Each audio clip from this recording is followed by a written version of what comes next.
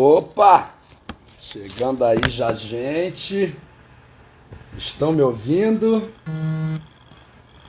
Salve! Muito boa tarde aos amigos que estão chegando presentes para mais um 12 para as 18. Só aguardar das 5h48 e a gente já começa.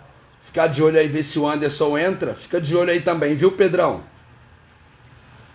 Fala Tatanzazi, professor Carlão, Tainá ZF, a galera já entrando aí para prestigiar mais um 12 para as 18 com este carioca que vos fala.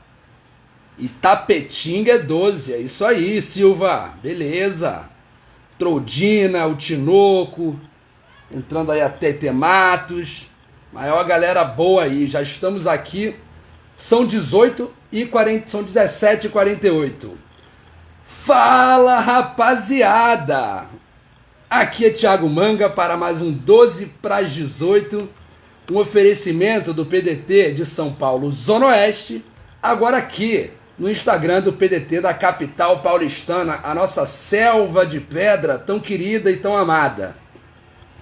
Já estou me preparando aqui e anunciando para vocês o que se trata. E a gente fica aguardando só o Anderson entrar para a gente começar a nossa entrevista. Vamos ver aqui se ele já está aqui. O Anderson ainda não está aqui. Entrou, ó, beleza, já vou chamar ele aqui, ó. Pá. Ó, entrou o bicho solto aí, parceiro. Tava com a gente semana passada aí. Foi muito legal essa semana, aliás, né? E aí, rapaz? Beleza, Fala, Thiago? Anderson! Beleza, e você? Beleza, tudo ótimo por aqui. Ainda melhor agora com você nos brindando com a sua ilustre presença no 12 para as 18. Não, obrigado, valeu aí pelo convite. Eu sei que foi tudo muito corrido aí, mas eu tentei me adequar. E como tem esse negócio de pandemia aí, vai que o sujeito está em casa, né? Exatamente. Inclusive fazer esse elogio público aqui ao Anderson. A gente teve um problema de agenda, o companheiro teve que desmarcar, um pouco em cima da hora, e o Anderson se dispôs a entrar nesse horário hoje com a gente e ajeitou a própria agenda dele para ele poder estar aqui com a gente e para os 12 para as 18 não perder esse ritmo frenético de estar de segunda a sexta. Ô, Thiago, eu fui mal educado com um cara. Eu falei, mano, você tá com pepino, aí depois eu falo com você que eu já combinei um negócio com os caras aí. Eu, pá, pum, pum, já fiz assim. Maravilhoso, foi ótimo. É assim, aqui é papo reto. Você está no lugar certo, Anderson. Bom, eu vou começar te apresentando. Estamos com o Anderson Cruz, gente, que é advogado, jornalista e pré-candidato à vereança de São Paulo pelo PDT. Eu vou começar, Anderson, mostrando a imagem do nosso dia aqui, que eu te mandei também, que você deve ter recebido, para a gente começar a nossa entrevista, que aqui é rápida e sagaz, como todo bom carioca. Vamos mostrar aqui. Não, vocês são terríveis. Olha a imagem aqui, estão todos vendo aí. Bom, por que eu escolhi essa imagem para a gente conversar, Anderson? Vamos lá. Essa imagem, essa foto, né, é uma foto da passeata dos 100 mil, né, que foi um movimento, né, histórico na história do país e que foi organizado, na época, pelo Movimento Estudantil Nacional, né, pelo Movimento Nacional dos Estudantes, né, e foi uma passeata muito importante, né, para a história do país e para as coisas que vinham acontecendo e que depois aconteceram. Bom, estamos aqui agora em 2020, Anderson, então já vou começar passando essa bola. Por que eu estou falando tudo isso? Porque, assim, eu queria saber de você, Anderson Cruz, nossa primeira pergunta. Movimento estudantil é só balbúrdia e sacanagem, como dizem aqueles que nos odeiam? Ou não? Se não, qual a importância do movimento estudantil na história do país e nesse momento tão decisivo, Anderson? Tiago, olha, se fosse só balbúrdia e sacanagem, não teria tantas lideranças vindas do movimento estudantil. Exato. Né? E outra, e o pessoal confunde às vezes o fato da gente ser jovem, né, com a irreverência, com a brincadeira, com a abordagem. São situações totalmente diferentes. Então, como que os caras pretendem ridicularizar o movimento estudantil perante a opinião pública, colocam esses adjetivos para dizer assim, ah, fulano é do oba-oba, fulano não produz, né? Aliás, na faculdade eu fui estudar, até hoje estou procurando o pé de maconha, que não assistiu, não procurei, sei lá, Ninguém nunca achou este pé de maconha.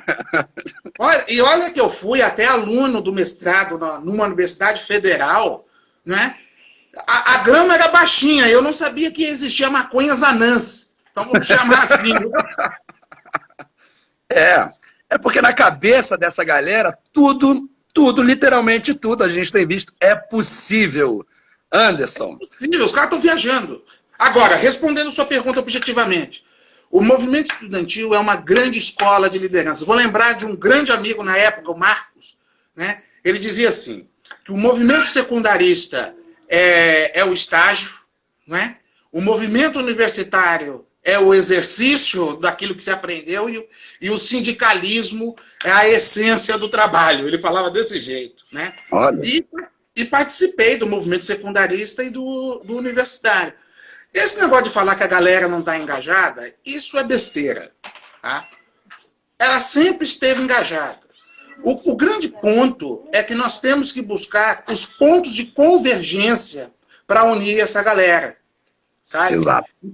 Então a gente tem que buscar os pontos de convergência, porque as diferenças sempre vão ter. Mas o que a gente está procurando? Uma escola pública democrática que seja de boa qualidade é uma forma de engajamento. O fortalecimento dos grêmios estudantis é fundamental, tá? Porque dali que surge as lideranças, pode ver aí no meu currículo, eu comecei no grêmio estudantil. Sim. Então, isso é uma ferramenta muito legal. A inserção desses estudantes na PM, no conselho de escola, para envolver, para se preocupar com a escola, para ele saber que a escola pública tem dono, que é ele mesmo, não é que é público, não é de ninguém. Sim. Tá? Então, o que é preciso é mostrar para essa galera, tá, que a escola pública é dele, que a universidade pública é dele, a privada também, né? Porque a privada tem ali que ela oferece lucro, mas a autonomia estudantil é garantida de funcionamento. Tá? Então, Exato. a gente tem que fazer essa conscientização. Mas tem muito espaço ainda para trabalhar, cara. Sim. Muito espaço, e sem dúvida, né? Que fique bem claro, que ecoem essa frase. A escola pública é nossa, é de todos os brasileiros e brasileiras, e quem disser o contrário está mentindo, né? Ou tentando enganar as pessoas. Bom, a gente já vamos prosseguir direto, né, Anderson? Porque aqui o negócio não para, aqui é uma loucura, aqui é uma montanha-russa de emoções e opiniões importantes. E uma hora também, né? Sim. Não, tem que ser menos para dar o tempo de se despedir, mas é pauleira. É pauleira. Bom, você além de advogado, como eu citei na sua apresentação, você é advogado e jornalista. Vamos começar pelo jornalista.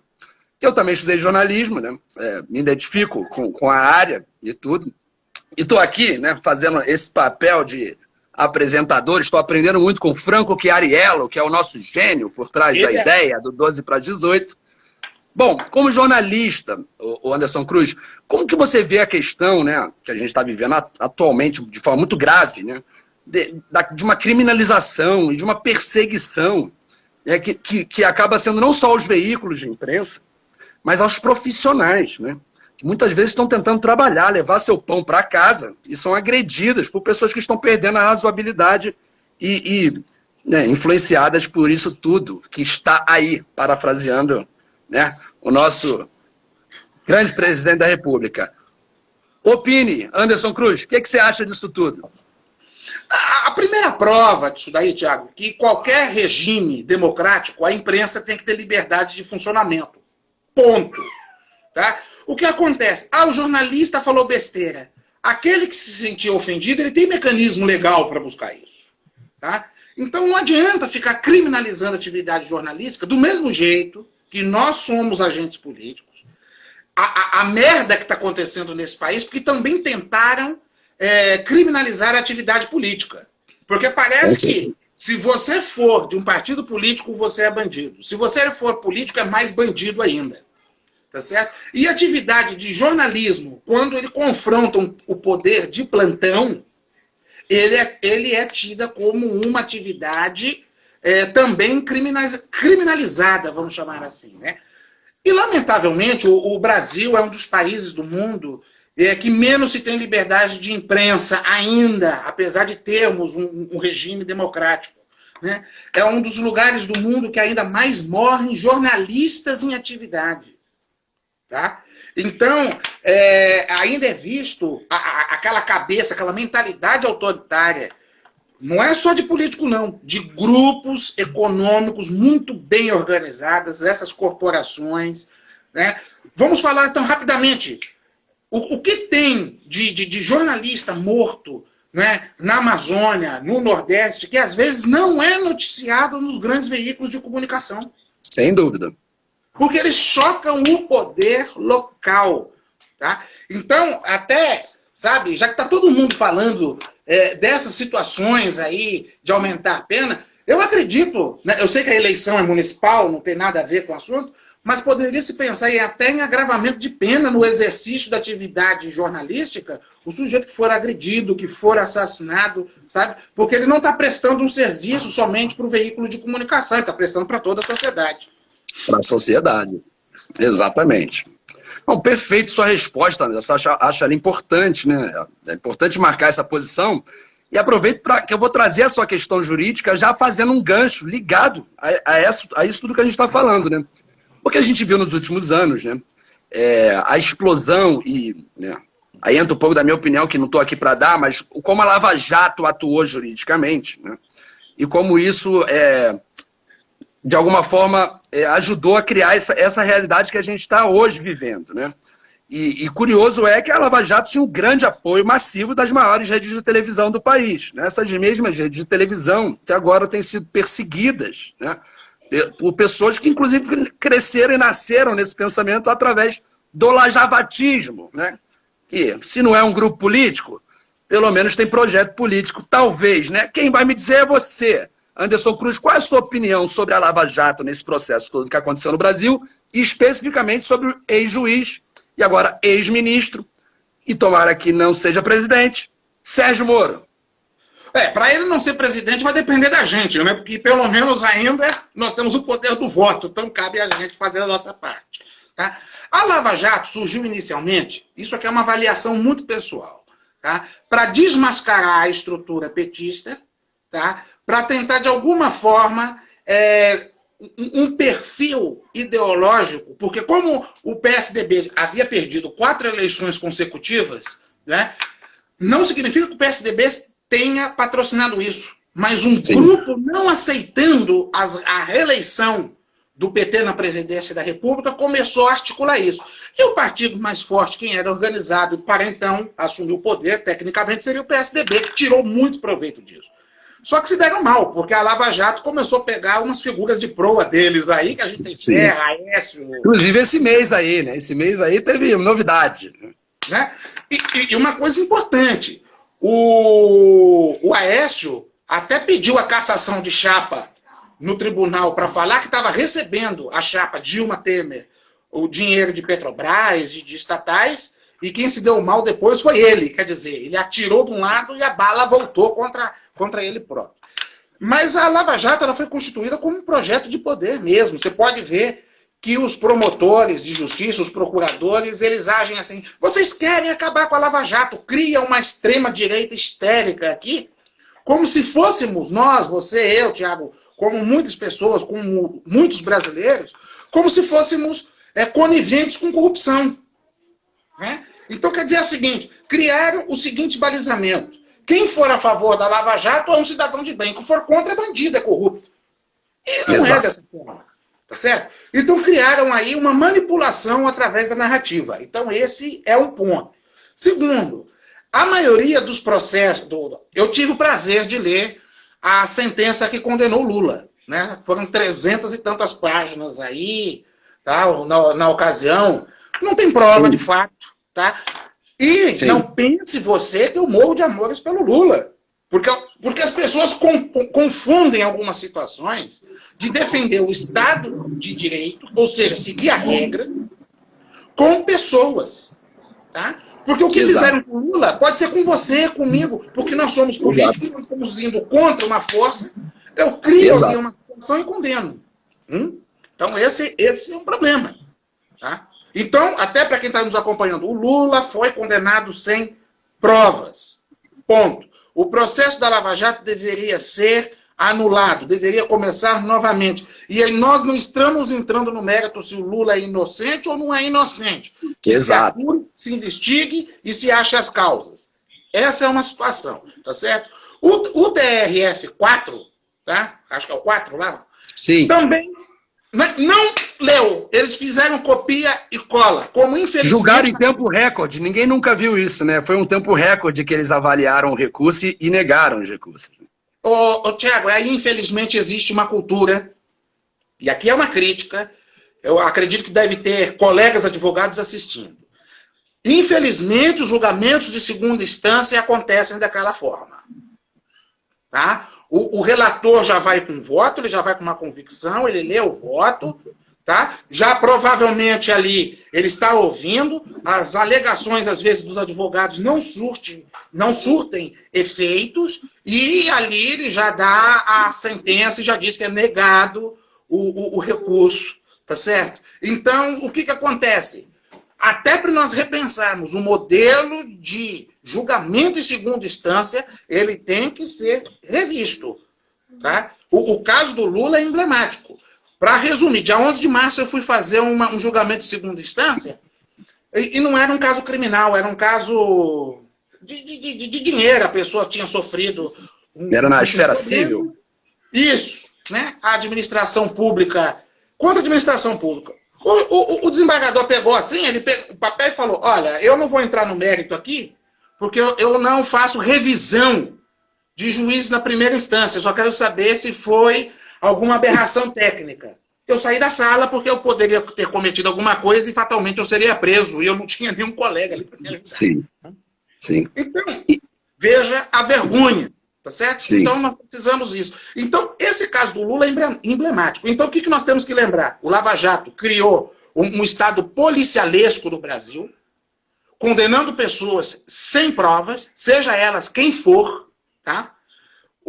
Não houve um julgamento justo dentro daquilo que se prega o código, porque o Moro ele era presidente de processo, no Brasil isso não existe, tá? Ele está ligado com o Ministério Público, né?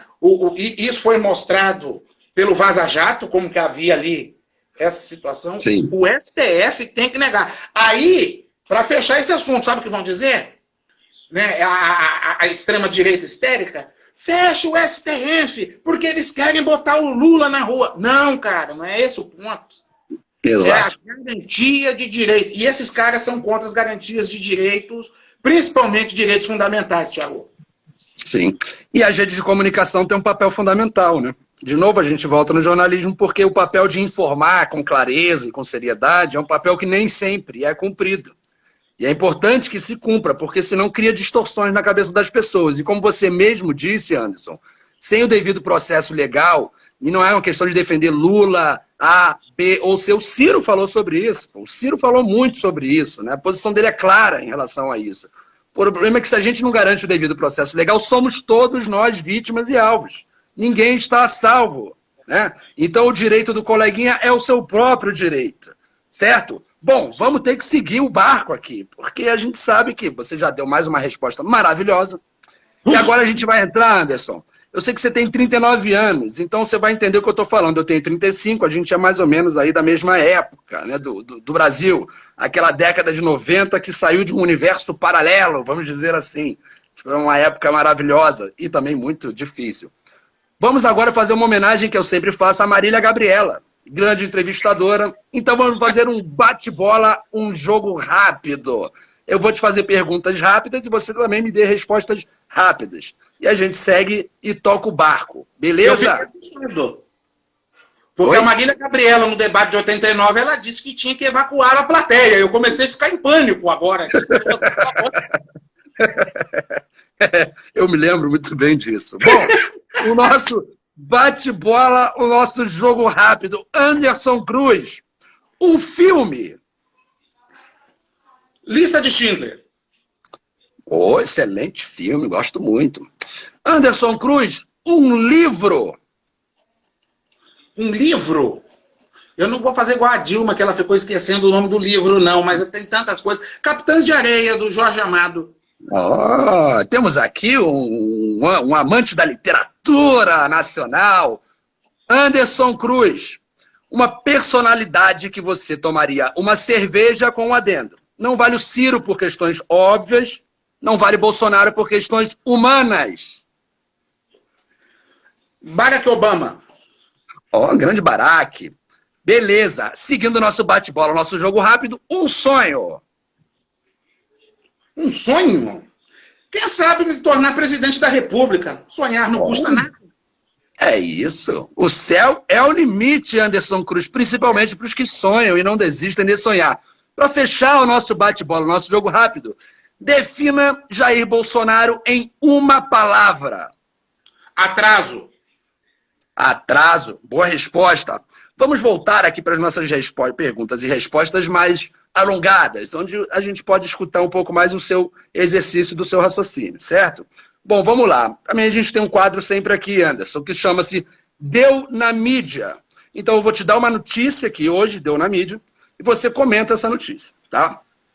E também é legal, eu acho, que essa notícia, porque você é um cara que foi envolvido já muito com o movimento estudantil. É uma notícia que envolve jovens. A notícia é: jovens de 18 a 34 anos são os principais infectados pelo novo coronavírus em São Paulo. Comente. Olha, primeiramente, é uma situação absurda, porque essa faixa etária é a que tem mais possibilidade de informação, certo? Boa parte deles já nasceram com a facilidade de estar conectado, tá certo? Coisa que na nossa infância, né, Thiago, nem imaginávamos que teríamos uma conversa como essa, tá? Talvez seja uma mistura que não vai acontecer comigo, né? Ao mesmo tempo, um desafio para saber se isso existe. Tem uma transgressão do comportamento, que é algo muito natural nessa faixa etária, e tem um grande problema, né? Os péssimos exemplos também que a gente vê, não só do presidente da República, mas de muita gente que fala contra o uso de máscara, contra a restrição social e a favor de cloroquina e outras besteiras. Sim. Maravilha. Muito bom, Anderson. Eu acho que é por aí mesmo. Bom, seguindo, a gente chega agora aqui. Agora eu quero dar uma quebrada no clima. A gente está falando de muita coisa séria. Nossa, a gente fica até um pouco chateado, né? Porque o Brasil tem tantos problemas. Bom, a gente sabe que... eu sei que você tem uma representatividade, você quer entrar na Câmara dos Vereadores, né? Entre muitas outras coisas, você tem a região da Zona Leste como um ponto de partida, né? Então eu queria perguntar e queria que você contasse para todo mundo que está nos assistindo e que vai nos assistir depois, como é a vida na Zona Leste, né? Como foi a sua vida, se você cresceu lá, né? Qual foi a sua trajetória de vida e a Zona Leste nesse contexto? Conta pra gente, Anderson. Vamos lá, a Zona Leste é um bairro, eu posso falar que ele é o mais nordestino, o bairro não, a região mais nordestina de São Paulo, né? Então as pessoas, quando não tinham muitas condições de comprar terreno, de ter seus espaços, ou iam lá para a Zona Leste, para o seu fundão. A Zona Sul também tem essa característica, né? Em maior densidade, apesar de São Paulo ter acolhido vários povos, várias raças, aqui é uma terra da maior diversidade. Então, São Paulo não pode ser uma terra de exclusão, de xenofobia, de nada disso. Ela tem que ser acolhedora, como sempre foi. Tá? Então, esse é o ponto. E na minha família não seria diferente, porque eu sou descendente de nordestino, tá? Eu sou um dos poucos que consegui ter acesso ao ensino superior e terminar, certo? E eu tive essa oportunidade de ter a participação na comunidade, graças a uma vizinha, porque eu sempre gostei de conhecer. Hoje, infelizmente, ela é falecida, quem eu tenho uma grande gratidão a ela de ter me possibilitado a reivindicar algumas coisas para o bairro, em específico, lá onde eu nasci, no Cangaíba, certo? E até hoje o Cangaíba é um bairro excluído, assim como sua região da Ponte Rasa, Emilino, Matarazzo e dali por diante. Porque o Cangaíba, ele é um bairro dormitório da Penha, então vamos colocar assim, né? Sim. E se falando em todo como a Zona Leste, hoje a Zona Leste ela tem 2 pontos principais de desenvolvimento que podemos considerar, tá? Que é a região da Moca e do Tatuapé. Do Tatuapé para trás, sem chance. Apesar que hoje Itaquera, graças ao Itaquerão, coisas assim, tem melhorado. Mas a vida na Zona Leste é muito difícil. Por quê? A linha vermelha do metrô está insuportável, o trem é insuportável de entrar, os congestionamentos são muito grandes, né? A precarização do serviço público é enorme. Tá? Então, vou te dar um dado interessante. Naquela região da Penha e no Cangaíba, não tem UPA, não tem um hospital, né? Não tem um ensino profissionalizante de fato, né? A não ser alguns remedos. Né? Então, não sei se você conhece muito bem, essa região ela é da Avenida Ticoatira, que ela corta quando ela sai da Marginal Tietê, que ela se chama Governador Cavalho Pinto, e vai até o Itaquerão. Tá? Então, aquela região ali. E ela é atrasada do seguinte ponto, né? Enquanto que o Tatuapé e a Moca hoje se concentram, os rolezinhos da galera aí, de um pessoal que consome, né? Nós temos poucos espaços de lazer, poucos espaços de gastronomia, de eventos e tal. Parece que a região não se desenvolve, sabe? Sim. E sem contar que a representatividade política lá é muito ruim. Por que eu digo isso? Nós temos ainda vários maus hábitos de coronelismo na região, de políticos que são eleitos há mais de 40 anos, se utilizando da máquina pública e com grande influência na administração, que também permite o atraso. Tá? Uma outra situação também, que é importante destacar, por ser um bairro dormitório, então as pessoas precisam se deslocar muito, né?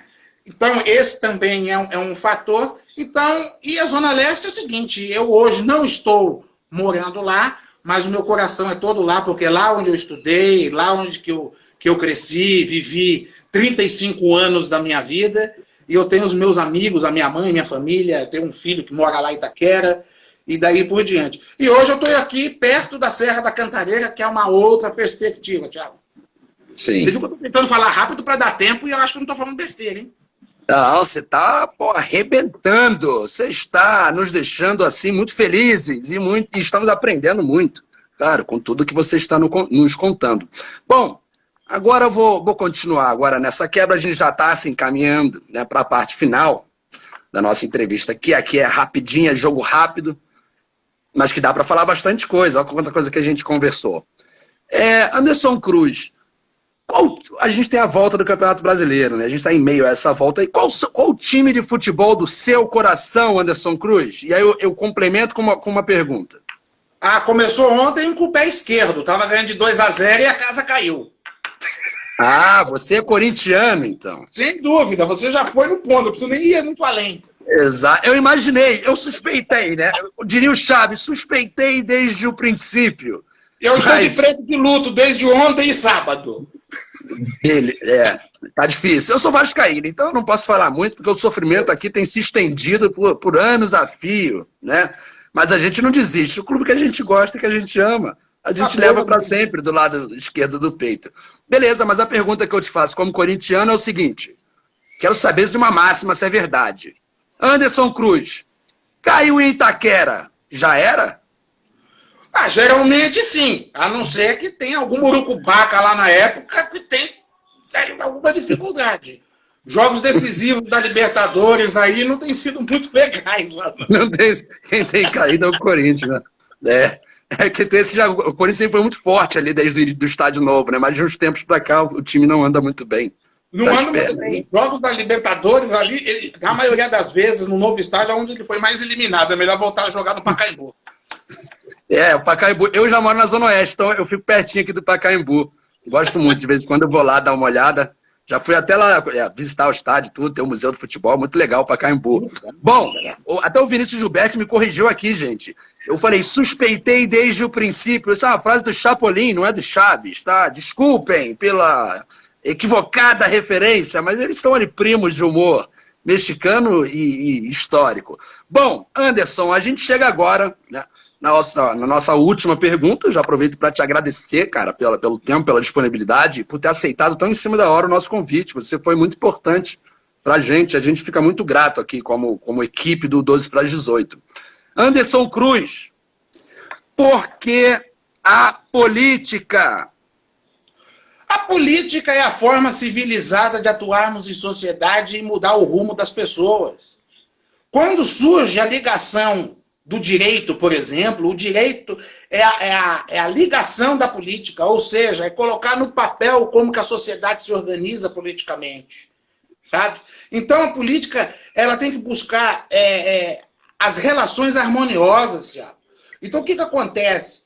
Quando nós vemos esses atos contra STF, contra Congresso Nacional e tal, então significa que a política está falhando, porque a política nós temos que estabelecer diálogos, nós temos que deixar as portas abertas, nós não podemos toda hora tratar com fígado, e há momentos que nós temos que fazer concessões. Mas que tipo de concessão? Não é a concessão do que o Anderson perde, é que a sociedade ganhe, sabe? São concessões claras. Então, nós temos que buscar acordos, buscar diálogos, sabe? Então, a política é uma forma da gente estabelecer esses compromissos. Não existe relação civilizatória fora da política. Se a gente for para um outro caminho, nós vamos ter a barbárie, a violência. E o que acontece? A falta de política gera a insegurança, essa violência que nós temos contra as instituições e, ao mesmo tempo, contra pessoas. Né? Então tem que ser uma definição clara, porque a política é uma atividade muito nobre. E podem perguntar, mas tem bandidos? Na política é demais, mas tem bandidos em diversas profissões. Tá? Então nós, como cidadãos, não estou falando nem como pré-candidato, eu estou falando até como eleitor, nós temos que participar do processo político, votando, acompanhando essas atividades, como que está fazendo 12 para as 18, certo? De informar, de conversar, saber onde é que fica o site e muitas coisas, sabe? Porque fora da política não tem solução. Perfeito, né? Resposta assim, né? Assim, não poderia ser melhor, né? Dita o que você disse para todos nós, o Anderson. Muito bom, cara. Anderson, muito obrigado pelo papo aqui com a gente, né? Acho que foi muito legal, gostei muito. Espero que você tenha gostado também desse carioca um tanto insuportável que está invadindo, né, as áreas paulistanas. Mas foi muito legal, a gente aprendeu. Mas não fala isso. Uma das cidades que eu mais gosto é o Rio de Janeiro, cara. Aqui, ó, estamos entendidos. Que bom, eu já que bom. tive o prazer de participar no Carnaval no Rio, então, para mim... então você já conheceu o melhor do Rio, mas eu vou te levar lá para uma sessão de política com Marcelo Crivella. Aí você vai ver o pior. Mentira, não vou fazer isso com você, não. Olha, Anderson, obrigado por tudo. Vou te desligar aqui para dar o recado para a galera final. E muito obrigado, viu? Muito obrigado e boa sorte na sua pré-candidatura. A Câmara Municipal de São Paulo precisa de pessoas como você, Anderson. Muito obrigado, um grande abraço, cara. Não, brigadão. Se precisar de qualquer coisa, estou à disposição. Eu acho que a gente tem que colocar a nossa militância social à disposição da sociedade. E aí eu quero dizer uma coisa, para fechar. Às vezes, eleição é algo que não depende somente do candidato, que também depende do eleitor. Não é? Claro. Não estou falando só de mim, mas de tantos candidatos. Na hora de votar, procurem os melhores, porque é a cidade e o coletivo que estará perdendo. Então, vamos pensar no melhor e, dessa forma... Também me coloco à disposição das pessoas futuramente, né? Quando puder fazer as campanhas, né? Mas em pré-candidatos a gente não pode falar outra coisa a não ser de pedir o apoio futuramente. Tá legal? Um grande abraço, meu irmão. Fica com Deus e até a próxima, Anderson. Até a próxima, valeu. Colocou à disposição, abração. Gente, esse foi Anderson Cruz. Eu só vou dar aqui o nosso aviso, é um aviso muito importante, viu? Amanhã temos aqui conosco, claro, o gênio por trás das carrapetas do 12 para 18, Franco Chiariello, e com um convidado super especial, Antônio Neto, nosso presidente municipal do PDT. E em breve, se tudo der certo e estou na torcida, candidato a vice-prefeito de São Paulo, ao lado de Márcio França. Um grande abraço e amanhã estaremos aqui novamente às 12 para 18. Tchau!